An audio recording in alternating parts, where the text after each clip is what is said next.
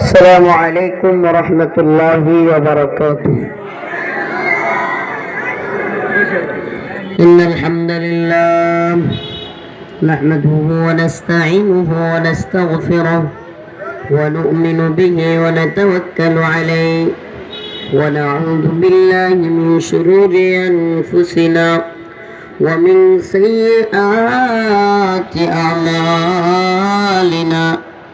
من يهده الله فلا مضل له ومن يضلل فلا هادي له. ونشهد أن لا إله إلا الله وحده لا شريك له. أما بعد فأعوذ بالله من الشيطان الرجيم. بسم الله الرحمن الرحيم.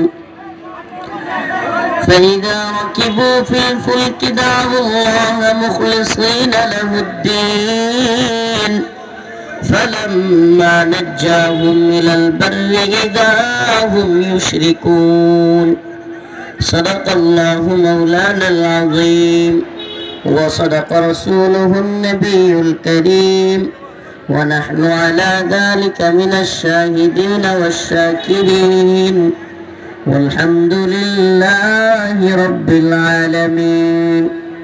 সকলে দুরূদ শরীফ পড়েন। আল্লাহুম্মা সাল্লি আলা মুহাম্মাদ ওয়া আলা আলি মুহাম্মাদ কামা সাল্লাইতা আলা ইব্রাহিম ওয়া আলা আলি ইব্রাহিম ইন্নাকা হামিদুম মাজিদ.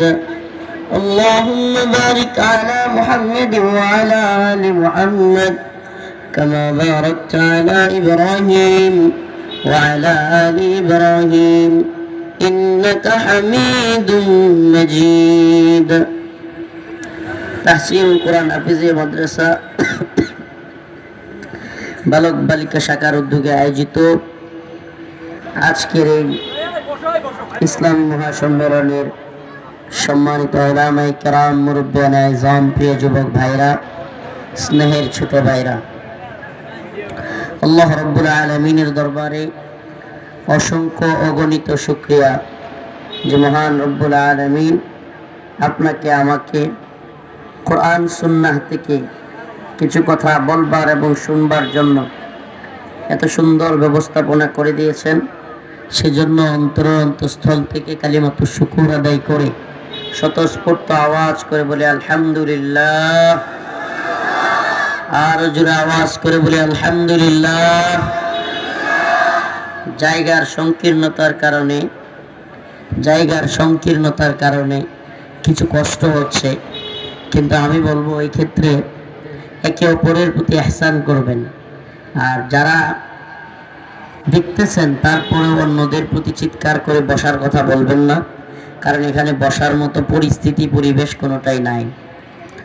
আমি আপনাদের সম্মুখে যে আয়াত কারীমা তিলাওয়াত করেছি, আয়াত কারীমার মধ্যে রব্বুল আলামিন বলেন ফাইযা রাকিবু ফিল ফুলকি দা'আল্লাহ মুখলিসিনা লাহুদ্দিন ফালাম্মা নাজ্জাহুম মিনাল বার ইযা হুম ইউশরিকুন। আল্লাহ রব্বুল আলামিন বলেন, সমুদ্রের মধ্যে যখন নৌকা হেলতে দুলতে থাকে, নৌকার যাত্রীরা যখন বুঝে নৌকা ডুবে যাওয়ার পরিস্থিতি, তখন দাউল্লাহ মুখলিসিনা লাহুদ্দিন, তারা একেবারে একনিষ্ঠতার সাথে আল্লাহকে ডাকতে থাকে। একনিষ্ঠতার সাথে কি করে?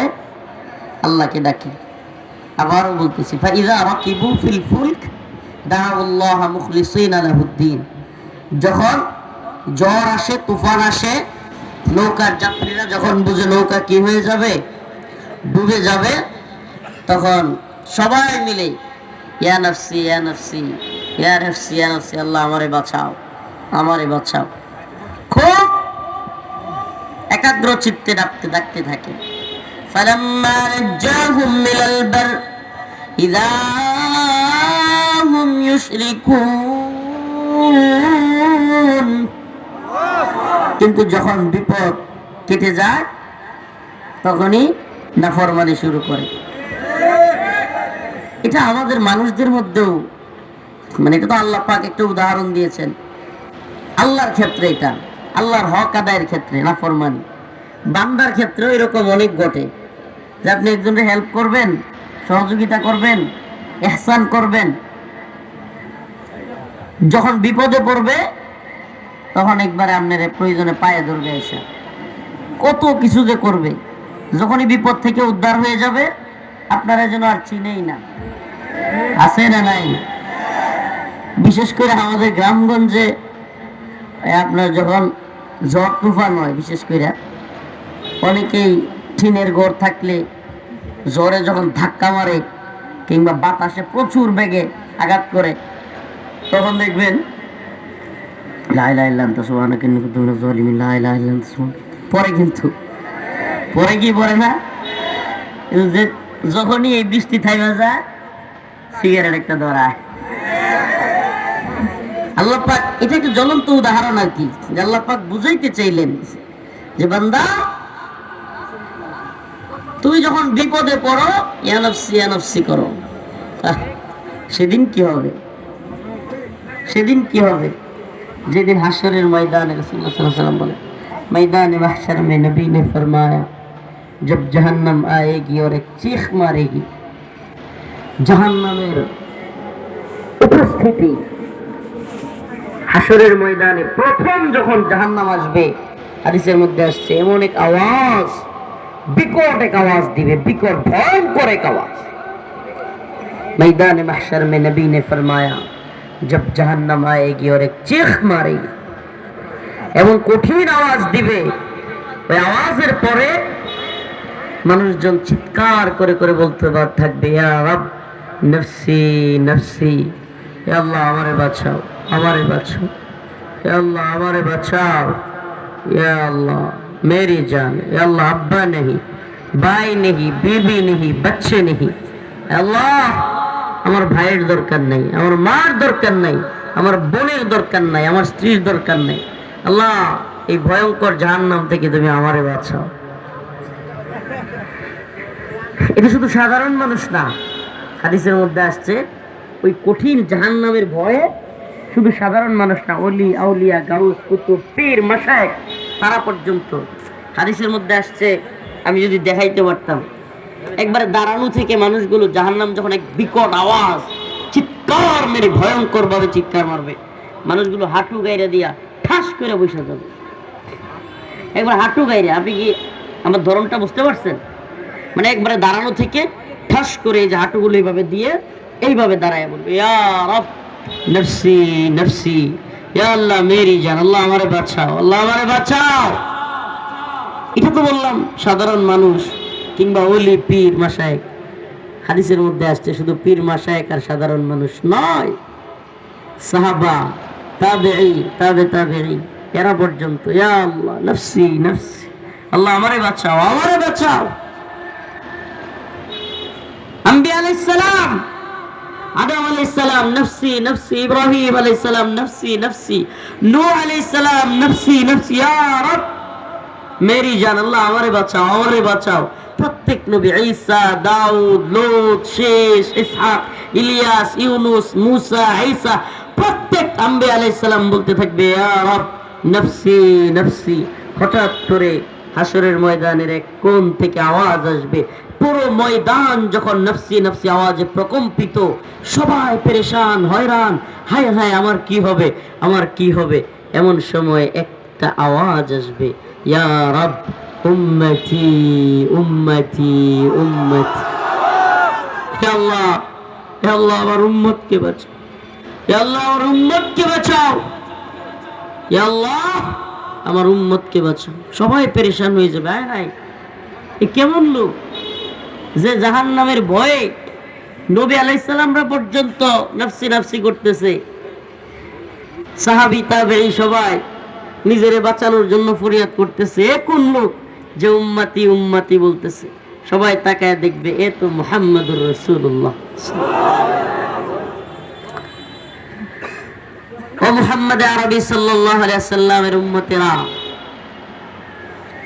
ও মুহাম্মদ আরবি সাল্লাল্লাহু আলাইহি ওয়াসাল্লামের উম্মতেরা, কিশোরগঞ্জের মুসলমান, আজকে হিন্দুত্ববাদী এই ব্রাহ্মণ্যবাদী তাগুতি শক্তি আমাদের বাংলাদেশে এক অস্থিতিশীল পরিস্থিতি তৈরি করে ব্যর্থ হয়ে এরা আমাদের নবী আলাইহিস সালামকে নিয়ে কটূক্তি করা, কোরআন পোড়ানো, বিভিন্ন ধরনের প্রোপাগান্ডা তৈরি করতে চাচ্ছে।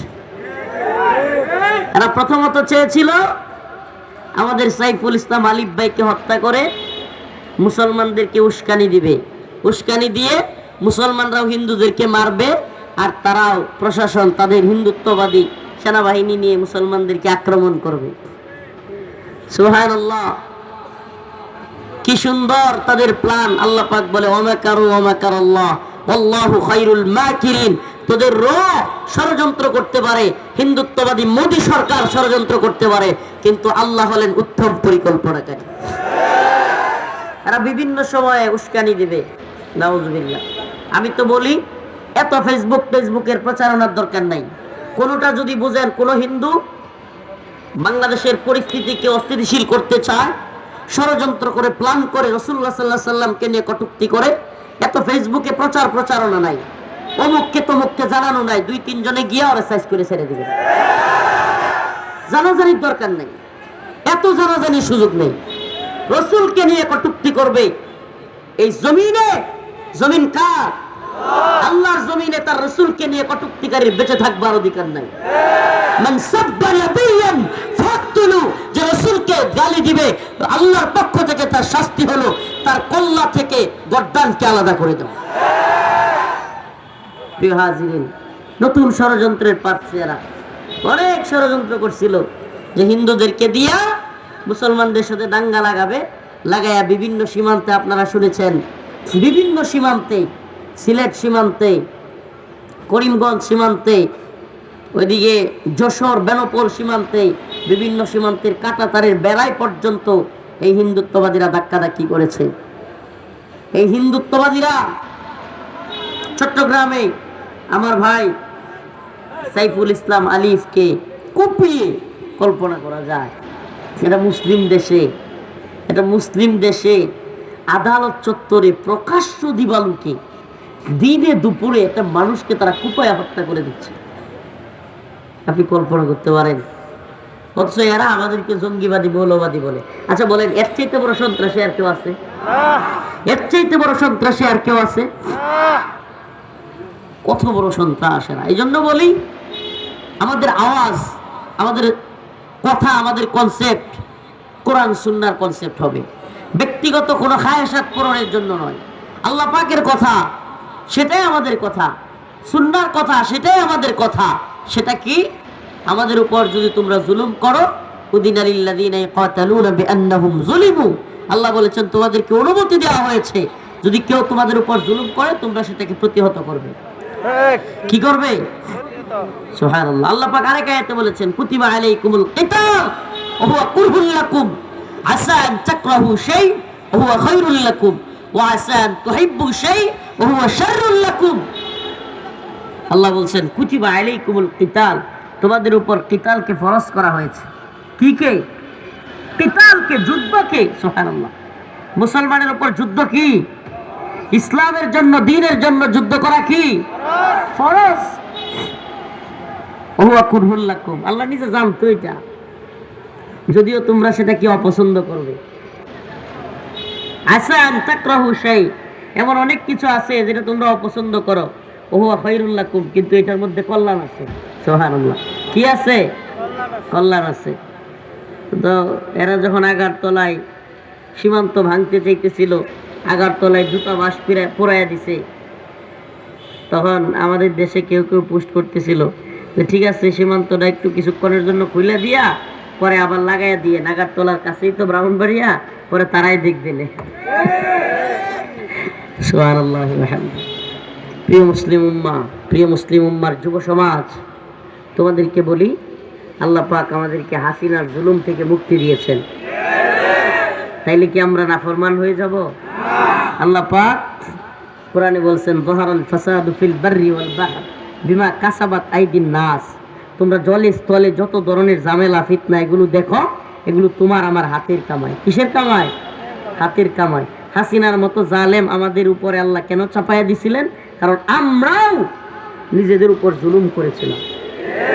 সেই জুলুমের নাম কি? সামসামি। জুলুমের নাম কি? কন্যা জুলুমের নাম কি? হাই রে চামচামি। ওবায়দুল কাদের এটা সেটা শব্দে মিললে হাসিনা চামচামি করে। এরপরে জেলা পর্যায়ের নেতারা কাদের চামচামি করে, জেলা পর্যায়ের নেতার চামচামি করে থানা পর্যায়ের নেতারা, থানা পর্যায়ের নেতার চামচামি করে ইউনিয়ন পর্যায়ের চামচারা। চামচামির এক বাজার। জি আপা, হেলো আপা, ঠিক আছে আপা, হ্যাঁ আপা। হ্যাঁ আস্তে আস্তে, এটা চামচামির বাজার জমছিল না? সাংবাদিক চামচা, উকিল চামচা, ব্যারিস্টার চামচা, বক্তা চামচা, মুফতি চামচা, শাইখুল হাদিস চামচা, এত চামচা হয়েছিল বাংলাদেশে যে হাসিনা যা কয় তাই। আপনি বলেন কোন জাতির সবচাইতে খারাপ মানুষটা যদি জানে সবাই আমার সাথে হ হ আফা করে, তখন সে ভালো হওয়ার চান্স আছে? কিন্তু যখনই আমরা হয় হয় না কইরা মায়ের একটা দিছি, সুবহানাল্লাহ, জাতি ঐক্যবদ্ধ হয়েছে যে না, এই জুলুম আর সহ্য করা যাবে না।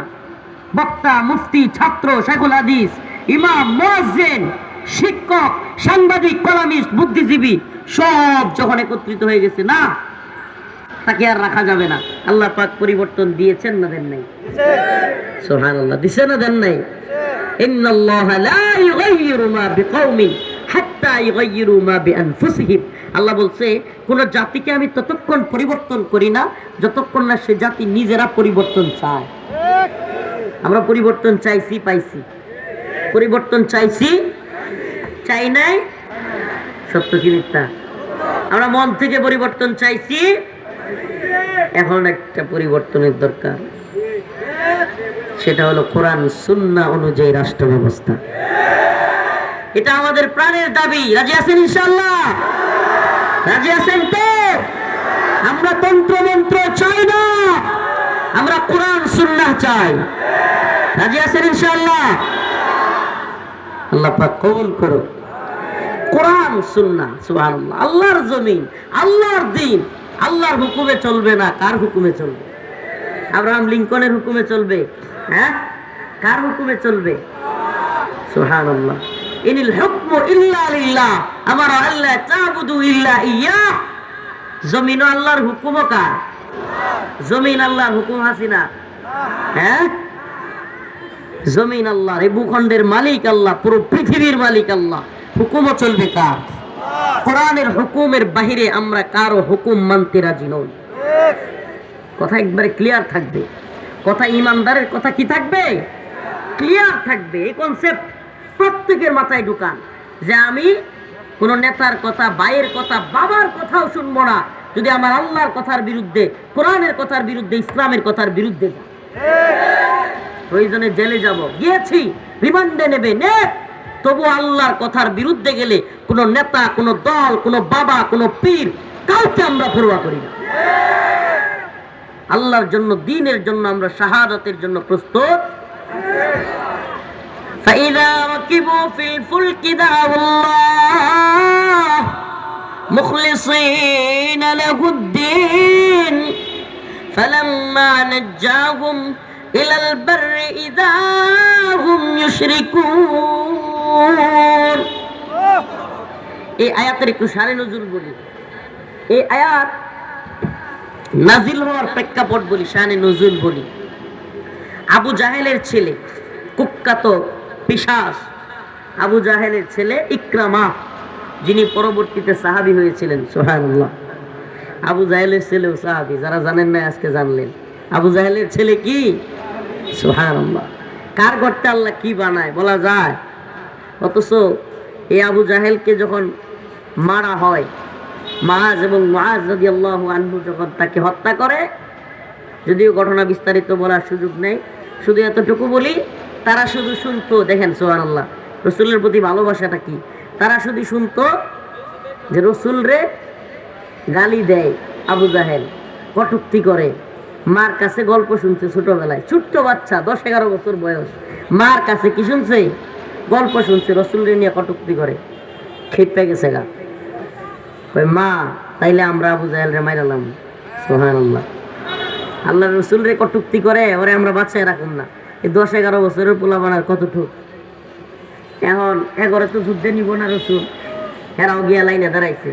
এখন দুইটারে পিচ্ছি পিচ্ছি দেখে রসুল কয় এদেরকে সরাও। এরা কি করছে জানেন? পায়ের উপরে পা তুলে বর করে দাঁড়ায় কয় আমরা বড় হবো। সুবহানাল্লাহ, সুবহানাল্লাহ কর। এখন রাসূল সাল্লাল্লাহু আলাইহি সাল্লাম বলছে না, তোমাদেরকে নেওয়া যাবে না। তখন দুইজনে মিলে প্ল্যান করছে, হুজুর আমরা অনেক শক্তিশালী। তখন রাসূল সাল্লাল্লাহু আলাইহি সাল্লাম বলছে ঠিক আছে, বড় জনকে নিয়ে নাও। বড় জনকে কি করো? ছোট জনকে রেখে দাও। তারা রাজি না। দুইজনে মিল্লা ছোটরা কইতেছে, ইয়া রাসূলুল্লাহ আপনি বড় জনরে নিবেন, আমি তো হেরে কুস্তি ধরে হারাইয়া দিই। সুবহানাল্লাহ, কি কয়? আমি তো হেরে কুস্তি ধরে হারাইয়া দিই। রসুলের প্রতি ভালোবাসা। ওই যে খেটছে কিনলে গিয়া মার কাছে গল্প শুনছে, আবু জাহেল কি করে? রসুলরে মারবে, রসুলরে গালি দেয়। এখন দুইজনে মিলে কুস্তি ধরছে। এখন ছোটটায় বড়টারে কয় ভাই তুমি তো এমনিতেই যুদ্ধের রসুলের অনুমতি পাইয়াই লাইছো, যদি আমার হারাইয়া দাও তো আমি যাইতে পারবো না। তুমি আমার হারাইও না, আমি তোমারে হারাই দিই। তুমি তো এমনি বড়, যাইতেই পারবা, আর তোমার হারাই দেওয়ার কারণে আমিও যাইতে পারবো। যেই বুদ্ধি সেই কাজ।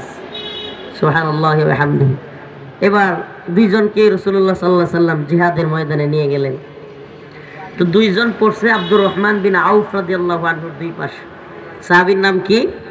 আব্দুর রহমান বিন আউফ। দুইজন পড়ছে। এখন আব্দুর রহমান বিন আউফ কইতেছে, আরে দুই বাচ্চা আমার দুই পাশে বললো, বড় সড়ো মানুষ হইলে আমার দিকে কোনো তলোয়ার লই আইলে কিংবা মারতে আইলে ফিরাইতে তো পারতো, কারণ এদেরকে তো আমারই বাঁচান লাগবো, এরা কি বাঁচাইব? এই মুহূর্তে দুই ভাই পাশ থেকে বলে উঠছে, চাচা আবু জাহেল কোনটা চিনেন? সুবহানাল্লাহ, কি কয়? চাচা আবু জাহেল কোনটা চিনেন? আব্দুর রহমান বিন আউফ চমকায় গেলেন। উনি বলেন, হায় হায়, ছোট ছোট বাচ্চা আবু জাহেলের কথা জিগায়। আবু জাহেলরে তোমরা কি করবা? আমরা আবু জাহেলরে মারবো। সুবহানাল্লাহ। কয় কেন? কয় আমরা আমাদের মায়ের কাছে শুনেছি আবু জাহেল আমার রসুলকে কটূক্তি করে, আমার রসুলের বিরুদ্ধে দাঁড়ায়, আমরা আবু জাহেলকে আস্ত রাখবো না। আব্দুর রহমান বিন আউফ কৌতূহল বশত হঠাৎ করে দেখলেন ঘোড়া নিয়ে আবু জাহেল আসতেছে। আব্দুর রহমান বিন আউফ বললেন, তখনও জিহাদ শুরু হয় নাই। সুবহানাল্লাহ। ময়দানে আগের নিয়ম ছিল জিহাদের, দুই দল কাতারে কাতারে দাঁড়াবে, তারপরে সারিবদ্ধভাবে যোদ্ধাদের মধ্যে থেকে শক্তিশালীদের একজন একজন করে মোকাবেলা করবে, তারপরে দুইজন, এইভাবে মোকাবেলা হয়। তখনও যুদ্ধ শুরুই হয় নাই। এর মধ্যে আব্দুর রহমান বিন আউফ উনি বর্ণনা করেন, আমি খালি আবু জাহেলদের দেখাইছি, দেখানোর সাথে সাথে বিদ্যুৎ গতিতে লাফ দিয়ে দুই ভাই দৌড়ায় গিয়া আবু জাহেলের ঘোড়ায়, কেমন চালাক বাচ্চা দেখেন, সুবহানাল্লাহ। প্রথম জন গিয়াই দেহে এত লম্বা ঘোড়া, হেরা আবু জাহেলের লাগুতি হইতো না। এখন কি করছে? প্রথম জন গিয়াই আবু জাহেলের ঘোড়ার এক পা খাইতে দিছে কুপ দিয়া। যখনই পা খাইতে দিছে আবু জাহেল চিৎপটাং হয়ে নিচে পড়ছে। দ্বিতীয় ভাই গিয়ে আবু জাহেলের গাড়ে কল্লায় বসাই দিছে। সুবহানাল্লাহি ওয়া বিহামদিহি, সুবহানাল্লাহি ওয়া বিহামদিহি। রাসূলুল্লাহ সাল্লাল্লাহু আলাইহি সাল্লামের ভালোবাসায় সাহাবায়ে কেরাম এমন উজ্জীবিত ছিলেন, এমন উজ্জীবিত ছিলেন। কত ঘটনা বলবো। কাব বিন আশরাফ ইহুদিদের এক বড় নেতা, বিরাট বডির অধিকারী, বিশাল বড় নেতা। মানে ওরে এমন অবস্থা ছিল আরবের তৎকালীন কেউ তার সাথে মোকাবেলা করবার হিম্মত করবে না। এই এত বড় কাব বিন আশরাফ সে কি করতো জানেন? রাসূলুল্লাহ সাল্লাল্লাহু আলাইহি সাল্লামের বিরুদ্ধে কবিতা লিখতো, নাউজুবিল্লাহ, কটূক্তিমূলক কবিতা। আর এগুলো গাওয়াইতো নর্তকী, মানে দুইটা বারাটিয়া মহিলা ছিল তার, এগুলোর দিয়া। আর হুজুরে বলেন আমিন।